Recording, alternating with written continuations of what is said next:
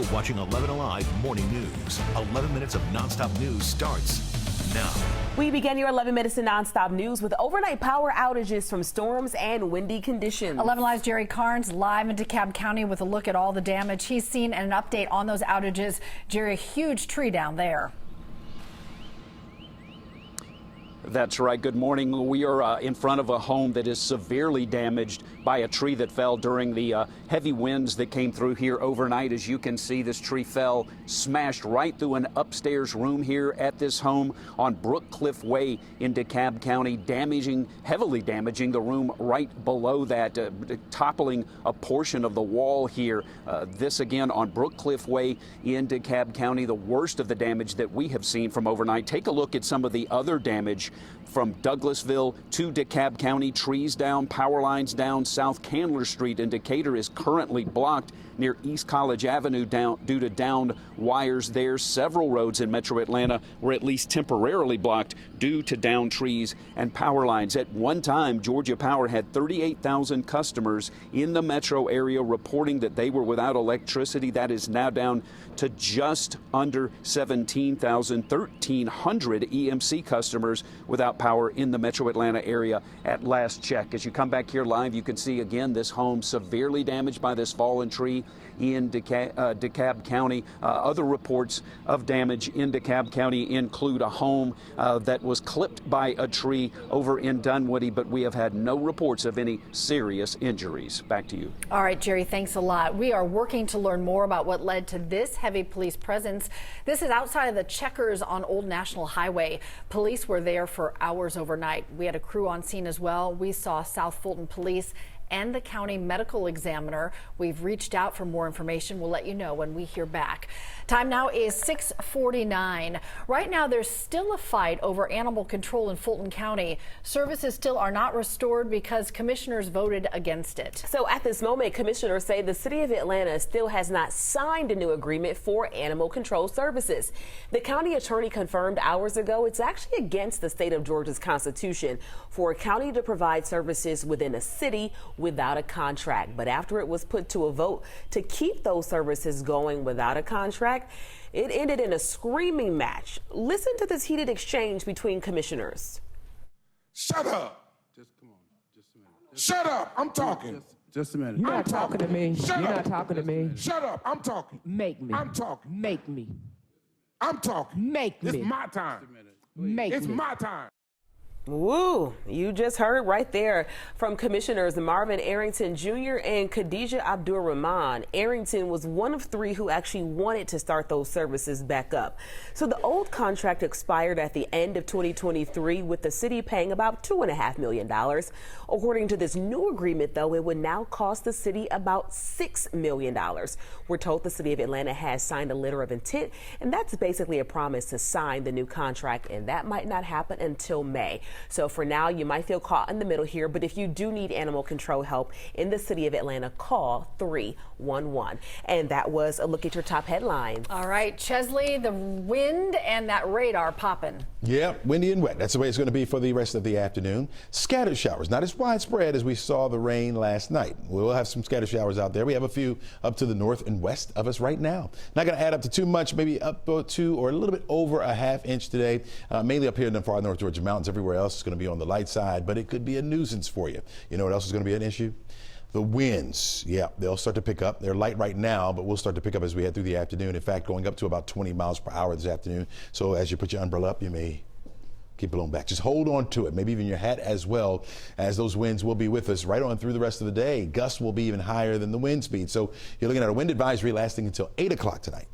Looking at winds anywhere between 15 and 25 miles per hour. Gusts will be in the 35 mile per hour range. That could blow over some of those weak trees, or the ground is saturated already. Could knock them over on some power lines. That could lead to power outages or even damage on some homes. So be very careful out there this afternoon if you're going to be out and about, especially driving down the road. Could be some of those loose limbs following you, or maybe crossing your paths as you're driving around or even walking around. Temperatures are in the 60s this morning, just about everywhere you look. You got low to mid 60s, we'll say. Low 60s 60s up here to the north. 60 is the cool spot up there in Blairsville. 61 degrees in Canton, 66 right now in the city of Atlanta. Your weather forecast calls for at least a light jacket along with the umbrella. Again, it will be a bit windy out there this afternoon. May even get a few breaks in the clouds to give us a little bit of sunshine. Again, getting up to 71 degrees for an afternoon high. That could be an early high. Really depends on how quickly this front passes through our area. As the front moves through, our temperatures will start to cool down. It's an area of low pressure, as you can see, with the adjacent cold front there. Will make its way into the area and through. We're going to hold on to the winds ahead of the front and also the wet weather ahead of the front as well. So scattered showers and windy conditions, that will be the case for the rest of the afternoon. Your severe weather threat shifts a little bit further over toward the east today, over into the Athens area. Eastward is where you're going to find the level 1 threat or a marginal risk for severe weather. What does that mean? Well, we could see some isolated strong to severe thunderstorms, but I think a lot of that will stay down to the south and east of our state for today. Most of us will just see the scattered showers in the forecast. They'll be off and on, as you can see. We will get a few breaks here and there over toward Augusta for the Augusta Nationals. You're looking at a few more breaks in the clouds, so temperatures will be warmer over there if you're heading over toward the Masters, see the Masters. You notice the scattered showers will linger in the forecast at least through tonight. We'll start to clear it out by tomorrow. Get that sunshine back in here. Temperature slightly cooler behind the front, only 68 degrees for the high temperature, and then we'll warm it up as we head through the upcoming weekend and stay in the 80s for much of next week. Right now, President Joe Biden is sounding the alarm on the possibility of widening war in the Middle East. NBC's Bree Jackson joining us now. Bree, President Biden is worried about what Iran could do inside Israel. Good morning. President Biden upped his criticism of Israeli Prime Minister Benjamin Netanyahu's role in the Israel-Hamas war, but the Biden administration is not making any significant changes to U.S. policy toward Israel. Now, Israeli Prime Minister Netanyahu is vowing to move forward with an offensive on Rafah, but says a date has not yet been set.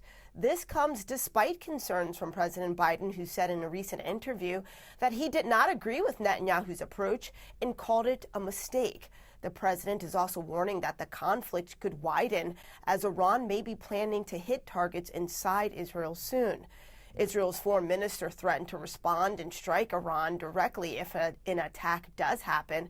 Now, the high tensions come as calls for a ceasefire between Israel and Hamas grow. And we've seen President Biden's policy toward the war in Israel spark protest. Here on Capitol Hill, some lawmakers have urged the president to withhold pending arms transfers and withhold future aid to Israel. Back to you. This morning, new data from Atlanta police shows officers have responded to at least 6 deadly shootings in the Vine City and English Avenue neighborhoods in 2024. Atlanta police have made nearly 80 arrests and recovered more than a dozen guns, but still, local leaders believe more can be done to stop the violence. This is not a James Bond movie. Bullets don't have names on them. Right. They kill indiscriminately. All of it was preventable. Yes. The streets of heaven are too crowded with the angels of our residents. Atlanta City Councilman there, Brian Amos, is from that community. They say police have increased patrols and added more cameras and license plate readers. Time now 6:56. Atlanta Public Schools is keeping their interim superintendent for a couple more months. The board extended Dr. Danielle Battle's contract. It planned to have somebody by July 1st, but now her contract is through December 31st.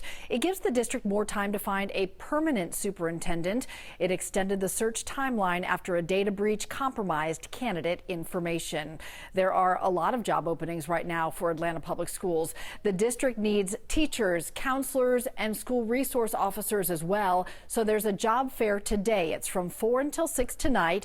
It's the district's last virtual job fair for the spring. We've got a link for you to register on 11alive.com. Today, the highly anticipated 88th Masters will tee off at the Augusta National, but we have just learned the first round isn't going to tee off until 9 a.m. because of a weather delay, pushing it back about an hour. The opening of the gates for fans will also be delayed. We'll keep you posted throughout the day on that, Chesley. Weather makers for sure. Absolutely. By noon today, we'll be looking at a few showers left over. 68 degrees will be our temperature, going up to about 71 degrees for a high. Windy out there with those winds up to about 20 miles per hour for today. By 6 o'clock when you're driving home, we'll still have the clouds in place. A few showers left over. You're looking at temperatures right around 62 degrees.